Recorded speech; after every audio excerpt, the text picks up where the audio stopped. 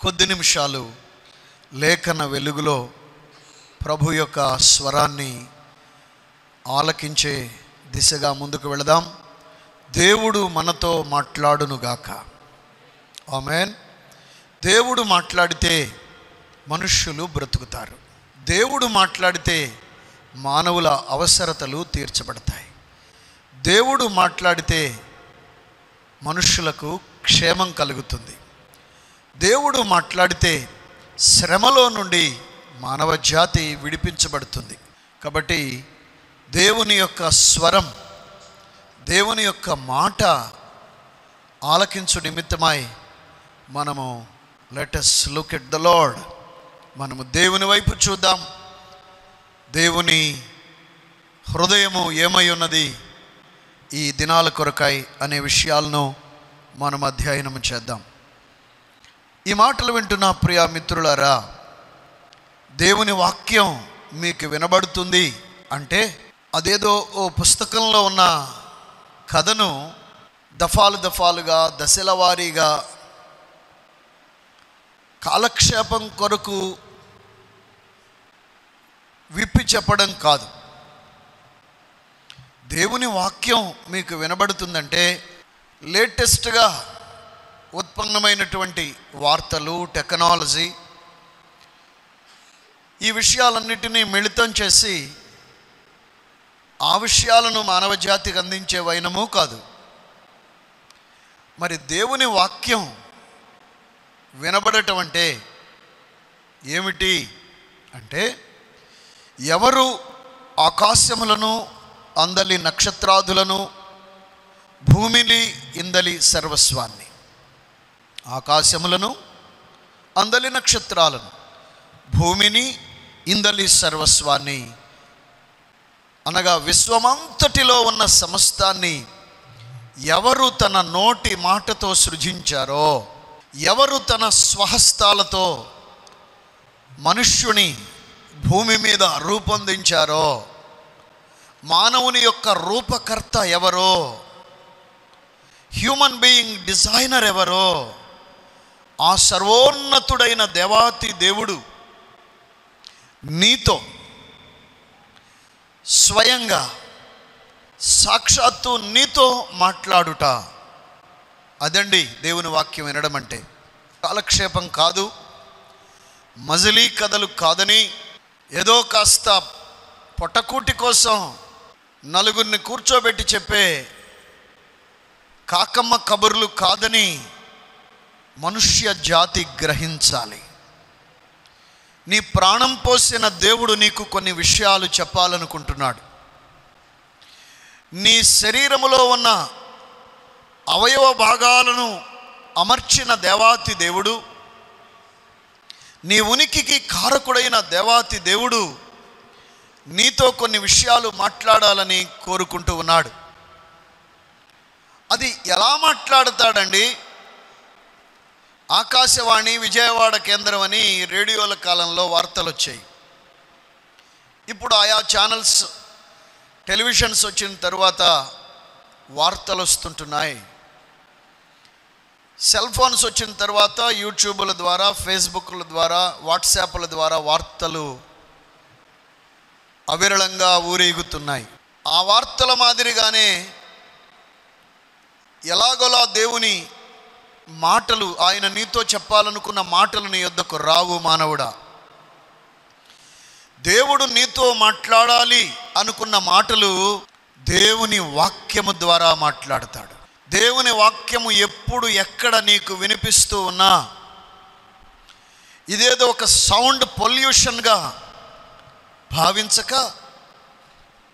ఇది ఒక sound solution అని గ్రహించి, మైక్లో దేవుని మాటలు వినబడుతూ ఉన్నా, మరో విధంగా దేవుని మాటలు వినబడుతూ ఉన్నా, నీ సమయాన్ని దేవుని వాక్యం కోసం కేటాయించి దేవుని హృదయంలో నుండి నీ కొరకు పంచి ఇస్తున్న మాటలను, తెలియచేస్తున్న మాటలను స్వీకరించేటందుకై నిన్ను నీవు అప్పగించుకోవాలని ప్రభు పక్షాన తెలియజేస్తూ ఉన్నాం. మానవ జాతి భూమండలంలో జీవించు కాలము యొక్క ముగింపు సమీపముగా ఉన్నదని సృష్టికర్త ద్వారా లేఖన సారాంశములో నుండి దేవుని రాయబారులముగా మేము మీకు జ్ఞాపకం చేస్తూ ఉన్నాం. శ్రద్ధగా ఆలకిద్దాం. ఈ బైబిల్ గ్రంథము ఇదేదో రచయిత కవయిత్రి సెలయేటి ఒడ్డున కూర్చొని వాళ్ళ మదిలో కలిగిన ఆలోచనలను పొందుపరచగా వచ్చినది కాదు ప్రియులారా. దేవుడే తన పరిశుద్ధాత్మ చేత ప్రవక్తలను అపోస్తలులను నింపి, అనగా తన భక్తులను నింపి, ఆయన మానవాళికి అందించనుద్దేశించిన సంగతులన్నిటినీ కూడా ఈ గ్రంథంలో వ్రాయించారు. ఈ గ్రంథము 40 మంది పరిశుద్ధులైన భక్తుల చేత వ్రాయబడింది. 3 ఖండాలలో వ్రాయబడింది. 1500 సంవత్సరాల కాల వ్యవధిలో వ్రాయబడింది. ఒకే దేవుడు ఈ విషయాలన్నిటినీ మానవాళి కొరకు వ్రాయించాడు. అది ఎలా ఉంటుందంటే మీకు చిన్న ఉదాహరణ చెప్తే అర్థమవుతుంది. ఓ రచయిత ఒక ప్రాముఖ్యమైన అంశం గురించి ఒక పుస్తకం రాయడానికి పుస్తకం దగ్గర పెట్టుకొని అదే రచయిత రాస్తూ ఉన్నాడు. ఒక పెన్తో వ్రాసాడు. ఇందులో ఉన్నటువంటి ఆ రీఫిల్ అయిపోయింది. ఇంక అయిపోయిన తర్వాత ఈ కలాన్ని ప్రక్కన పెట్టి మరి ఒక కలం తీసుకొని అదే రచయిత అదే అంశం గురించి వ్రాసినట్లుగా ఈ కలం కూడా అయిపోయింది. ఆ రచయిత మరి ఒక కలాన్ని తీసుకొని అదే విషయాన్ని కంటిన్యూ చేస్తూ వెళుతున్నాడు. ఇలా రచయిత ఆ కాన్సెప్ట్ ప్రారంభించి కొనసాగించి ముగించేసరికి 40 పెన్స్ వాడారు. పెన్స్ మారినాయి, రచయిత మారలేదు, అంశం మారలేదు. ఆయన దేనిని ప్రారంభించాడో దానిని కొనసాగించి దానిని ముగించాడు ఆ పుస్తకం రాయటలో. ఈ పెన్నులు ఎలా మార్చాడో ప్రవక్తలను అలాగా వాడుకున్నారు. దేవుని చేతిలో కలముల వలె ప్రవక్తలు అపోస్తలులు వినియోగించబడి దేవుడు మానవాళికి పంపనుద్దేశించిన సమాచారం అంతటినీ కూడా భూజనాంగానికి పంపించారు. ఇకపోతే ఒక విషయం మీకు విన్నవించనేయండి. ఈ పరిశుద్ధ బైబిల్ గ్రంథం మతాలకు కులాలకు అతీతమైనది. అన్ని మతాల వారికి ఇది అవసరమే. ఇది చెప్పే సారాంశం. మానవ కల్పితమైనటువంటి అన్ని కులాల వారికి కూడా ఈ గ్రంథ సారాంశం అవసరమే. ఏ ఖండం వారైనా, ఏ దేశం వారైనా, ఏ భాష మాట్లాడువారైనా, విద్య ఉన్నా లేకున్నా, స్త్రీలైనా పురుషులైనా, ధనవంతులైనా బీదలైనా, ఎవరైనప్పటికీ కూడా మనుష్యునిగా భూలోకంలో జన్మిస్తే ఈ పరిశుద్ధ బైబిల్ గ్రంథం నుండి దేవాతి దేవుడు నీకు అందించేటటువంటి ఆ సారాంశం సందేశం తప్పనిసరిగా వచ్చి తీరాలి. నీవు విని తీరాలి, గ్రహించి తీరాలి. ఆ ప్రకారంగా నిన్ను నీవు మార్చుకోవాలి, మలచుకోవాలి. అప్పుడే ఘోర ప్రమాదము నుండి తప్పించబడి నిత్య జీవమనబడిన సిసలైన ఆశీర్వాదానికి వారసుడు అవుతావు. దేవునికి మహిమ కలుగునుగాక. హల్లెలూయా. దేవుడు అనే మాటకి కొన్ని ప్రాముఖ్యమైనటువంటి నిర్వచనాలు ఉన్నాయి. స్వయంభవుడు అని అర్థం. అంటే ఆయనను ఎవరో చేయలేదు, మధ్యలో పుట్టుకురాలేదు, ఆయన తనకు తానుగా ఉన్నవాడు అని అర్థం. స్వయంభవుడైన దేవుడు స్వయంభవుడు మాత్రమే కాదు, సర్వశక్తిమంతుడు.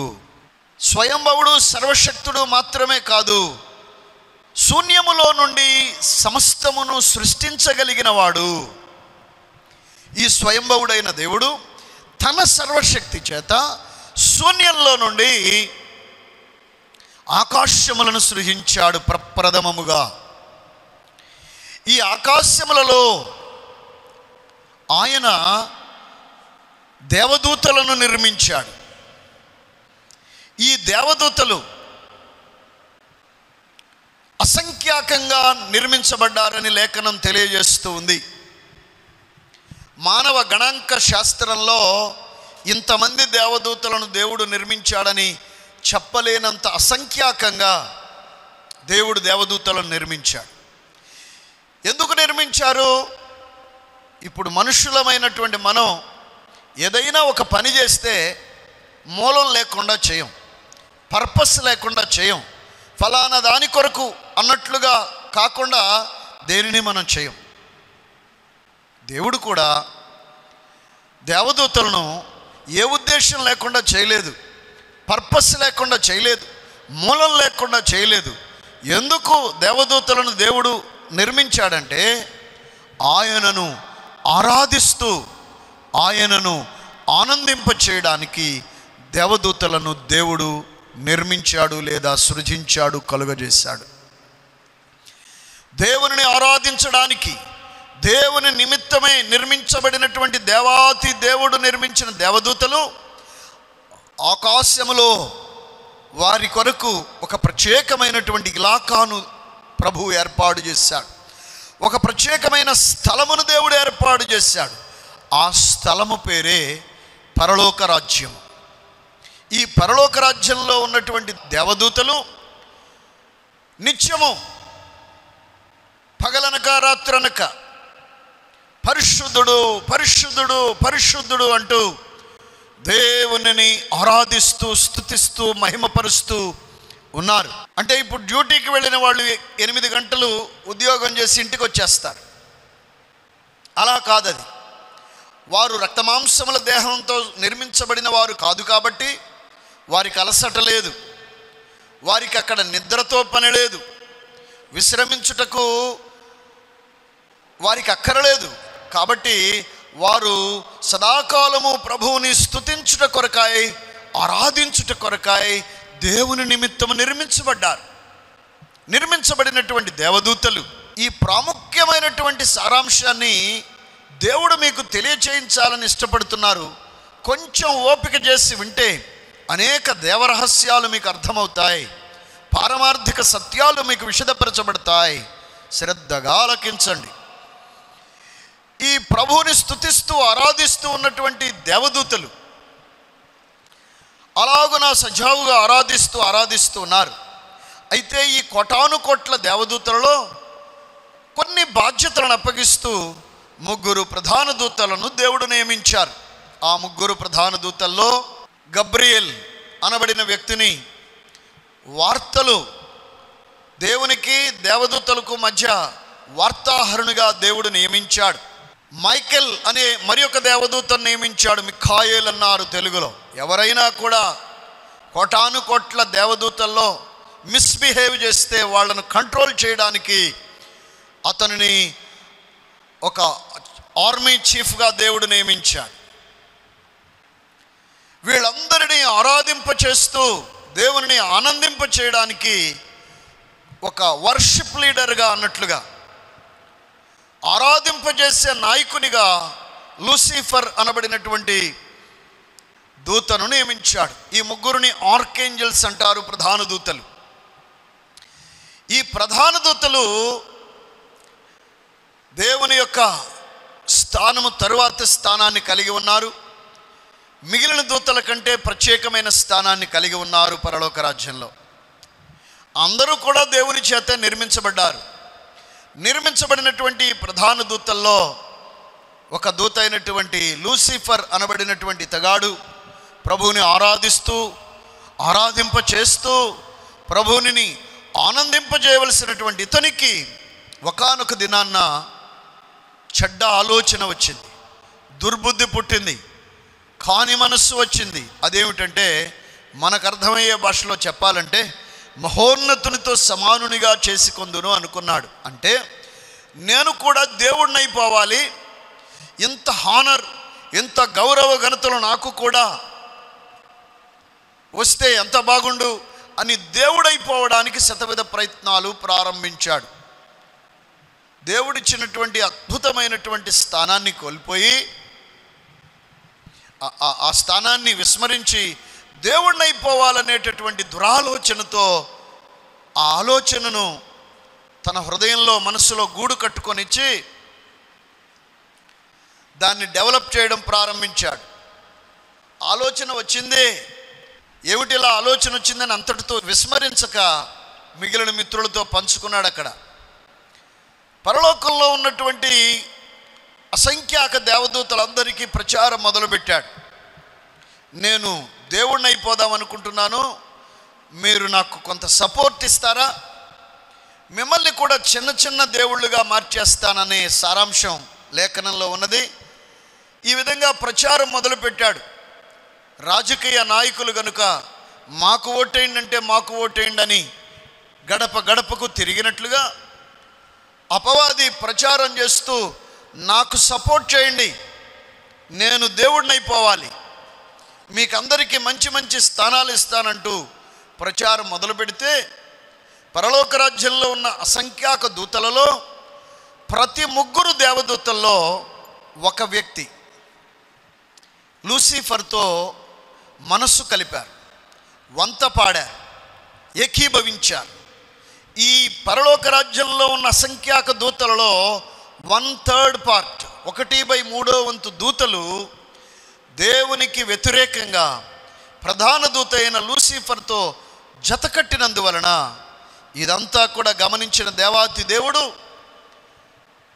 వీటన్నిటినీ కూడా గమనిస్తూ ఉన్నటువంటి దేవుడు ఈ ప్రధాన దూత అయిన లూసిఫర్ని, వాడితో మనసు కలిపిన 1/3 దూతలను కూడా పరలోకము నుండి సస్పెండ్ చేశాడు.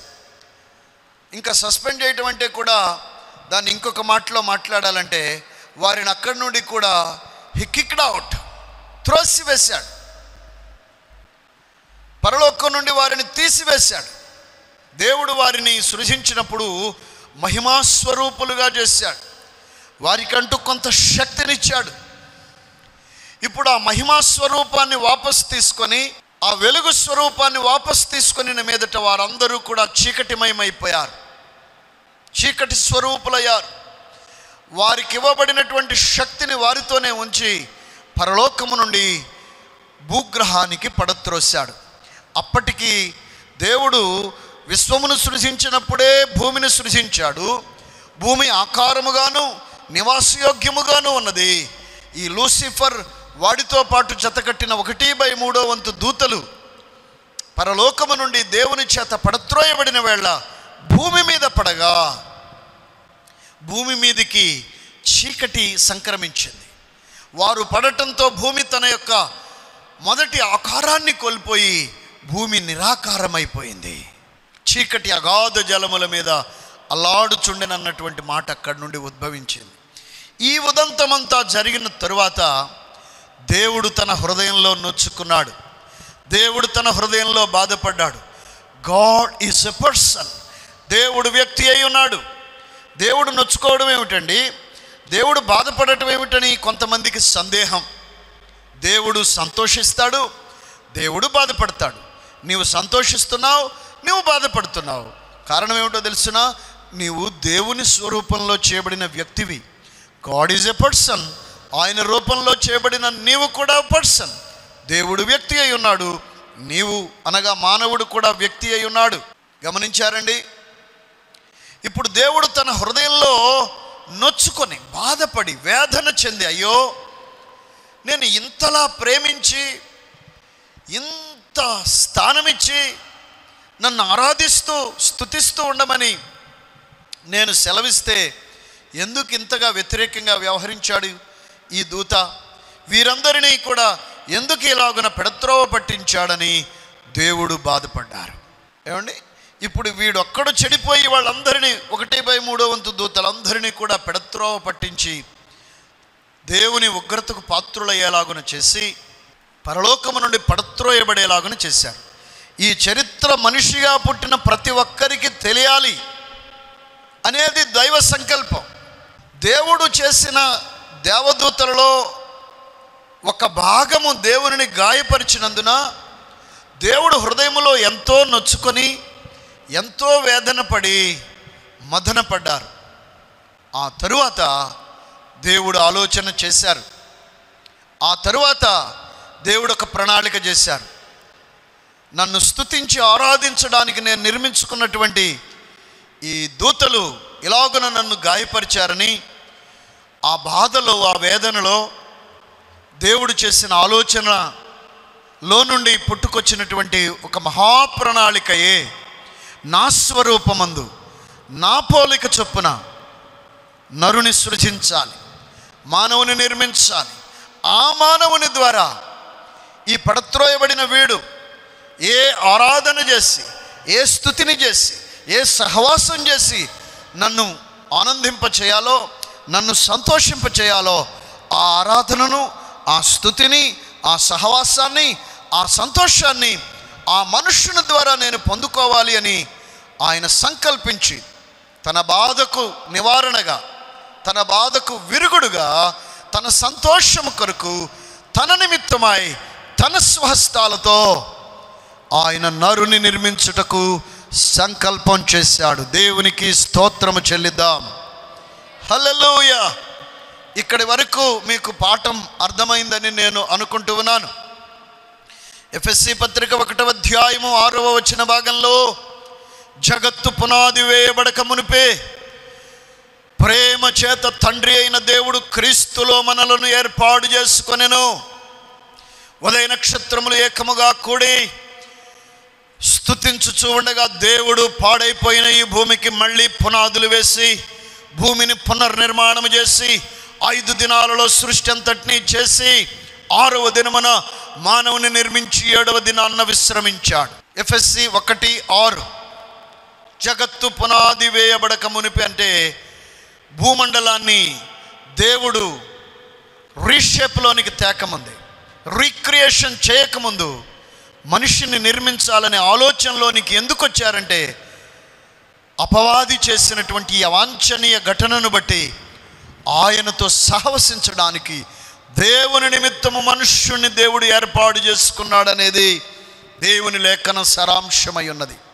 అవిధముగా దేవుడు భూమండలం మీద భూమిని పునాదులతో నిర్మించి మరలా దానికి రీషేప్ తెచ్చి దానిని అంతటినీ కూడా పునర్నిర్మాణం చేసి 5 దినములు మానవ జాతి కొరకు అవసరమైన వనరులన్నిటినీ కూడా ఆయన నిర్మాణం చేసి 6వ దినాన్న తన స్వరూపమందు తన పోలిక చొప్పున ఆయన నరుని నిర్మించాడు.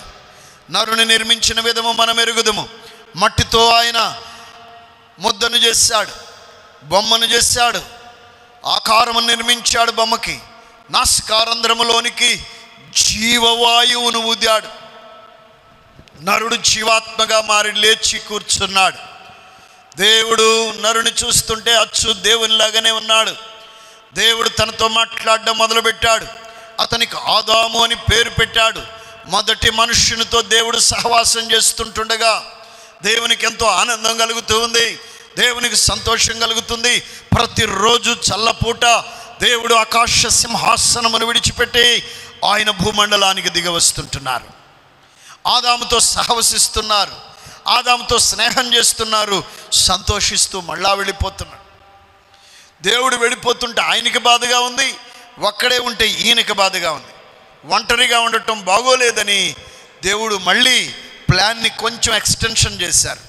ఏమిటి నాయన ఎక్స్టెన్షన్ అంటే, ఆ నరునిలో నుండి ఒక స్త్రీని చేసి వీరిరువురిని ఐక్యపరిస్తే వారు ఇద్దరూ కలిసి నన్ను ఆరాధిస్తారు కదా అని దేవుడు స్త్రీని నిర్మించి వారిరువురికి దేవుడే వివాహం చేసి భూమండలం మీద వివాహ వ్యవస్థను స్థాపించి కుటుంబ వ్యవస్థను స్థాపించి ఈ మానవ జాతి లేదా కుటుంబ వ్యవస్థ దేవుని ఆరాధిస్తూ స్తుతిస్తూ సహవసిస్తూ ఆయనను ఆనందింపజేయడానికి దేవుడు స్థాపించాడు.